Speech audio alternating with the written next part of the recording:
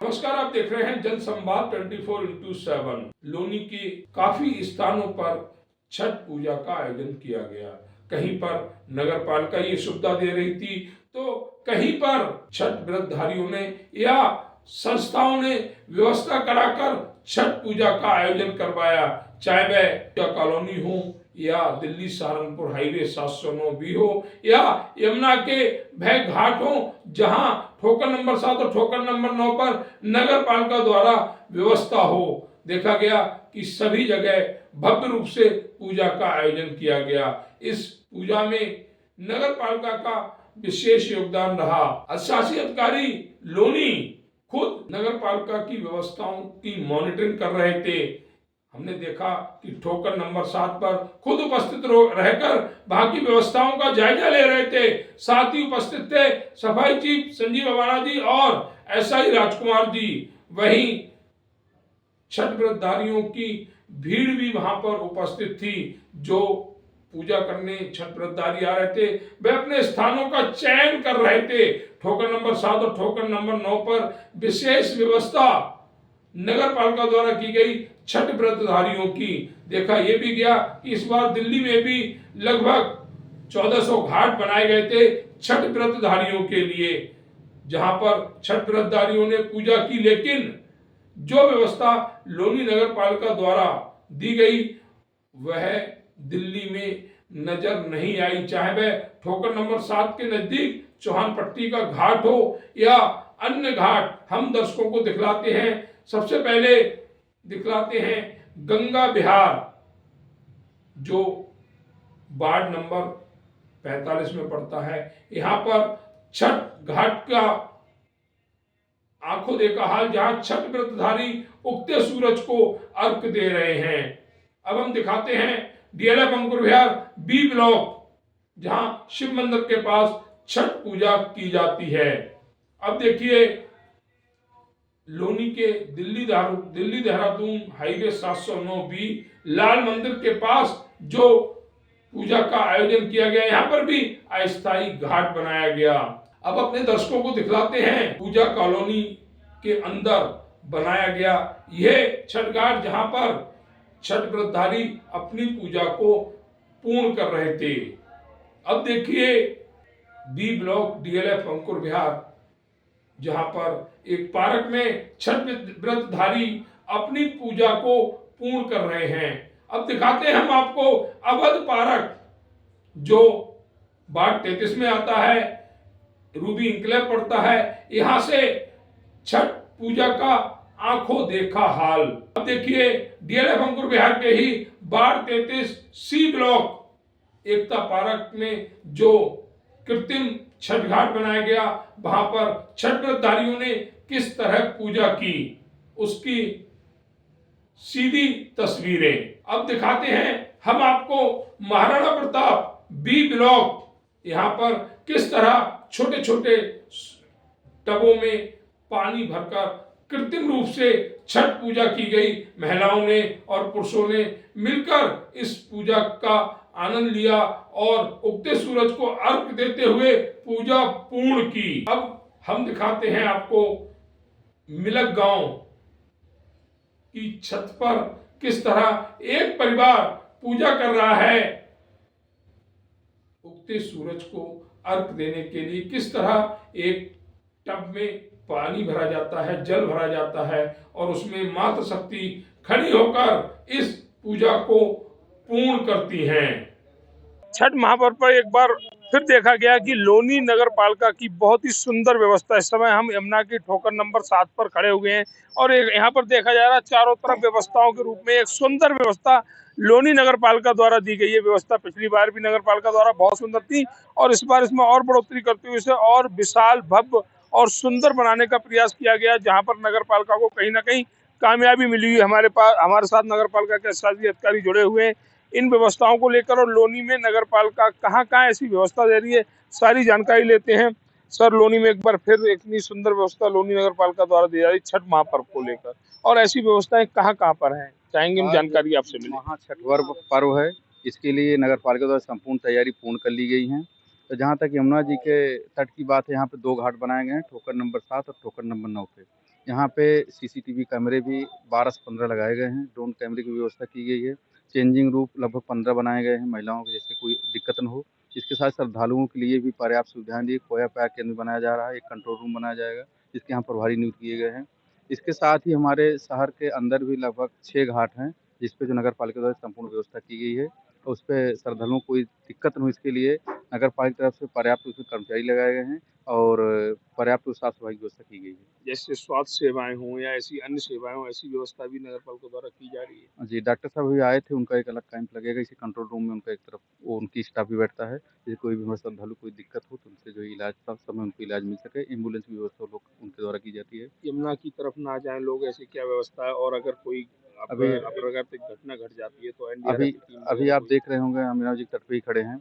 यहाँ पे बैरिकेडिंग कराई गई नदी में, उसमें नेट जाली की व्यवस्था की गई है और उसपे भी हमारे यहाँ जो आगे पानी गहरा है, इसके लिए भी उनको सावधानी के लिए उनको एक साइनेज लगाए गए हैं, जिससे श्रद्धालुओं को पता चल जाए कि आगे पानी गहरा है, उनके लिए हानिकारक हो सकता है। सुरक्षा के हिसाब से पुलिस प्रशासन की व्यवस्था भी यहाँ पर?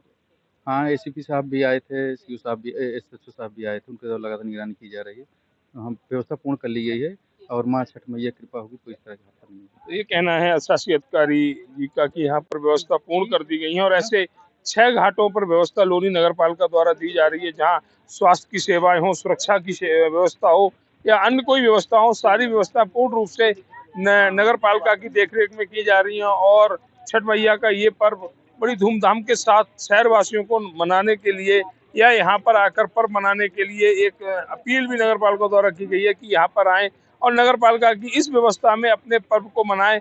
यमुना के गहरे पानी की तरफ ना जाए, ऐसी व्यवस्था भी यहाँ पर जो सचेतक है उन्हें खड़ा कर दिया गया है कि कोई भी व्यक्ति किसी भी कारण से यमुना की तरफ ना जाने पाए। ऐसी पूर्ण व्यवस्था नगर पालिका द्वारा ठोकर नंबर 7 के इस यमुना घाट पर दी जा रही है।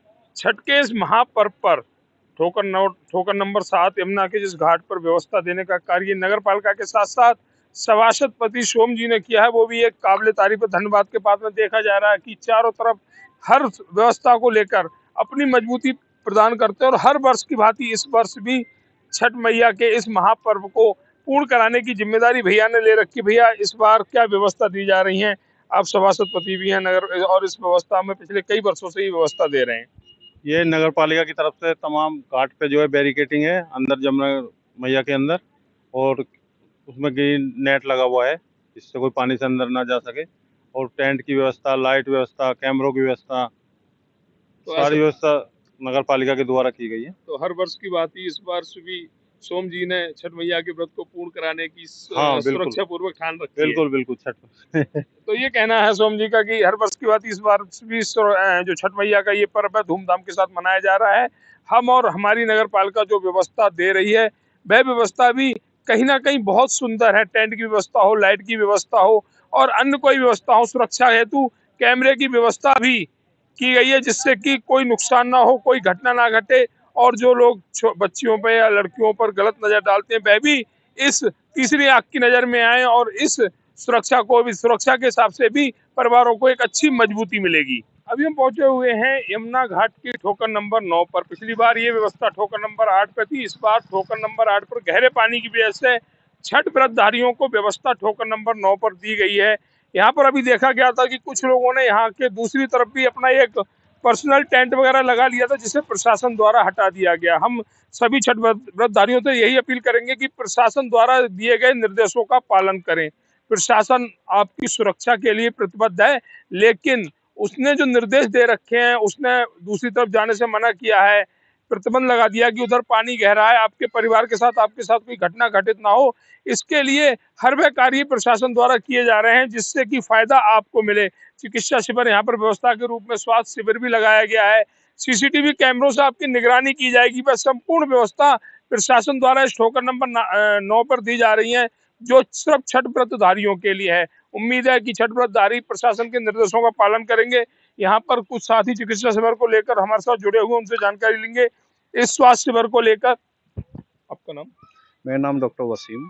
डॉक्टर वसीम जी, देखा जा रहा है कि छठ पर्व को लेकर स्वास्थ्य नगर पालिका द्वारा स्वास्थ्य शिविर यहाँ पर लगाया गया ठोकर नंबर 9 पर। क्या क्या व्यवस्था रहेंगी चिकित्सा के रूप में? यहाँ पर जितनी भी फर्स्ट एड है, सारा फर्स्ट एड यहाँ पर अपने दिया जाएगा। किसी किसी को चोट लग जाती है तो उसको बैंडेज वगैरह सबकी व्यवस्था है। बाकी एम्बुलेंस भी हमारी है, ऑक्सीजन सिलेंडर है यहाँ पर, पल्स ऑक्सीमीटर है, मतलब जो भी ज़रूरी इंस्ट्रूमेंट है स्टार्टिंग में सब है। जो चिकित्सा की जरूरत पड़ेगी हाँ, वो सब। किसी के लिए भी वो जी, जी। व्यवस्था सारी यहाँ संपूर्ण हाँ, है। वो सब है ये हेल्थ डिपार्टमेंट की तरफ से। तो ये हेल्थ डिपार्टमेंट की तरफ से डॉक्टर वसीम जी हमें बता रहे थे कि फर्स्ट एड के रूप में जो भी जरूरत यहाँ की किसी भी अगर कोई अचानक बीमार हो जाता है या किसी तरह की कोई दिक्कत होती है उसके लिए हर वह व्यवस्था यहाँ पर की गई है जिससे कि छठ व्रतधारियों को किसी भी असुविधा का सामना ना करना पड़े। एक साथी और जुड़े हुए सर, आपका नाम? किशन पाल मलिक। किशन पाल जी। हाँ, मैं भी फार्मेसी से तो इनसे फार्मेसी से देखा गया कि हर वर्ष की बात इस हाँ, बार भी हाँ। स्वास्थ्य चिकित्सा की एक अच्छी जी। व्यवस्था यहाँ पर देखी जा रही जी, है। जी, बिल्कुल। क्या करेंगे, क्या निर्देश देंगे छठ व्रतधारियों के लिए कि जो व्रत है वो पूर्ण हो जाए आसानी के साथ? नहीं, हम तो ये है कि अपना स्वास्थ्य है, हम तो स्वास्थ्य के लिए बैठे हुए यहाँ पे। अगर किसी को कोई दिक्कत होती है तो हम इसके लिए यहाँ पे हमने व्यवस्था की हुई है फर्स्ट एड के लिए, सारी हमारे पास व्यवस्था है। हाँ, तो यहाँ पे जितना भी अच्छी तरह से संपन्न हो जाएगा। बाकी प्रशासनिक व्यवस्था प्रशासन की तरफ से यहाँ पे हो चुकी है और हर तरह से यहाँ पे तैयारी हो चुकी है। तो ये कहना है डॉक्टर साहब का कि यहाँ से संपूर्ण व्यवस्था यहाँ पर कर दी गई है। प्रशासन की व्यवस्था हो या सुरक्षा को लेकर व्यवस्था हो, सारी व्यवस्था यहाँ पर पूर्ण रूप से की गई है। बस हमारी यही अपील है छठ व्रतधारियों से कि जो शासन और प्रशासन ने सुरक्षा हेतु जो निर्देश दिए गए हैं उन निर्देशों का पालन जरूर करें। गहरे पानी की तरफ ना जाएं। व्रत जो ग्रीन यहाँ पर जो लगी हुई है ग्रिल के रूप में, यहाँ पर एक चादर का जो यहाँ पर नेट के रूप में यहाँ पर स्थापित किया गया है, उससे अंदर ना जाएं। और ये सब व्यवस्था आपके लिए की गई है, आपका व्रत आसानी के साथ संपूर्ण हो, कोई असुविधा का सामना ना करना पड़े। इसके लिए लोनी प्रशासन, लोनी नगर पालिका, लोनी स्वास्थ्य सेवाएं जो दी जा रही हैं वह सभी आपके लिए हैं और प्रशासन आपकी सुरक्षा के लिए प्रतिबद्ध है, लेकिन उनके निर्देशों का भी पालन करना आपकी जिम्मेदारी है। एक बार फिर देखा जा रहा है कि दिल्ली और यूपी के बीच फंसी छठ पूजा, जिस तरह से देखा जा रहा है कि उत्तर प्रदेश के जिला गाजियाबाद की लोनी नगर पालिका द्वारा एक सुंदर व्यवस्था यहाँ पर दी गई है कि प्राकृतिक रूप से व्यक्ति छठ भी मना सकें। जो छठ व्रतधारी है वो छठ की पूजा पूर्ण कर सकें, उन्हें कोई नुकसान भी ना हो, कुछ अहद भी ना हो। इसके लिए यमुना के किनारे जहाँ गहराई कम है वहां से नेट, जहाँ गहराई ज्यादा है वहां से नेट लगाना शुरू कर दिया है जिससे पूजा संपूर्ण हो सके, कोई घटना भी घटित ना हो। भाई उत्तर पूर्वी दिल्ली प्रशासन द्वारा देखा जा रहा है कि यहाँ पर ये इस तरह से जाल लगा दिए हैं, मतलब यहाँ से इधर के लिए एक बूंद पानी की ना आ सकती, ना ही पूजा हो सकती।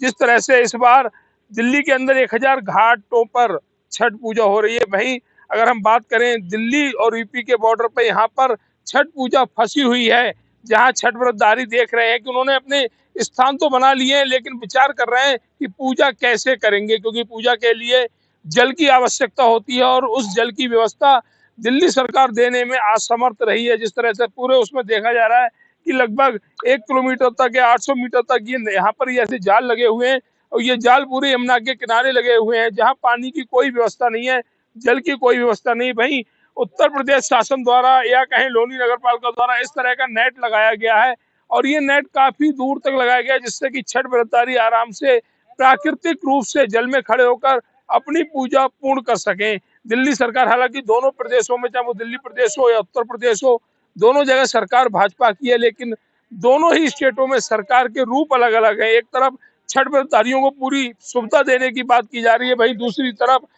छठ पूजा को रोकने का संपूर्ण प्रयास किया जा रहा है। अब इसे क्या कह सकते हैं कि यह सनातन की सरकार कह सकते हैं जो पूजा रोकने में अपनी अहम भूमिका निभा रही है, या इसे कोई और सरकार का रूप दे सकते हैं जो छठ व्रतधारियों को उनकी पूजा करने के लिए हर सहायता देने के लिए प्रतिबद्ध है। यहाँ पर कुछ लोग खड़े हुए हैं, अगर उनसे बात करेंगे कि जो इस साइड खड़े हुए हैं अगर अपनी बात रखना चाहें तो रख सकते हैं।